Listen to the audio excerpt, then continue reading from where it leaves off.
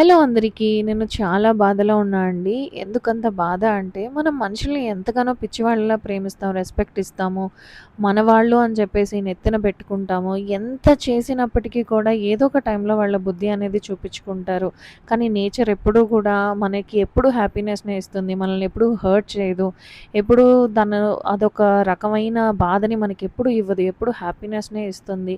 కొంచెం పోసే ఆ నీళ్ళకి అది ఎప్పుడూ కూడా నేను నీతో ఉన్నాను అంటూ పువ్వులు పూయడము, కాయలు కాయడము, ఏదో ఒక రూపాన నీతో నేనున్నాను అని చెప్తుంది. కానీ మనుషులు మాత్రం అలా కాదు కదా! ఎప్పటికప్పుడు మారిపోతారు. అందుకే నేను మొక్కల్ని చాలా ప్రాణంగా, ఇష్టంగా, చాలా ప్రేమతో పెంచుకున్నాను. కానీ చివరాఖరికి ఏమైందంటే, నాకంటూ ఒక ఇల్లు లేకపోవటం వల్ల నేను ఈ మొక్కలన్నిటిని తీసేయాల్సొచ్చింది.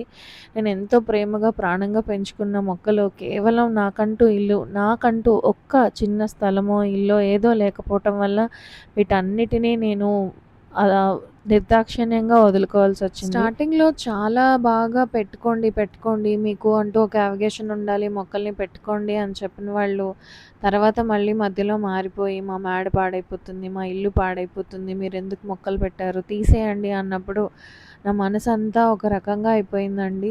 నేను ఎంత ఖర్చు పెట్టానో, ఎంత ఎఫర్ట్స్ పెట్టి నేను ఒక్కొక్క మొక్క వేసుకున్నానో, మీరు ఒక్కొక్క మొక్కని చూస్తే తెలుస్తుంది. నేను చాలా ఇష్టంగా పెంచుకున్నాను.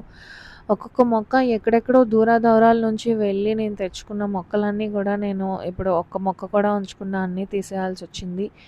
ఎందుకంటే మన జీవితంలో ఎంత కష్టపడినా మన పెద్దవాళ్ళు చెప్తూ ఉంటారు. కష్టపడి ఒక చిన్న భూమో, నీకంటూ తలదాచుకోవడానికి ఏదో ఒకటి ఉంచుకోవాలి అని చెప్తూ ఉంటారు.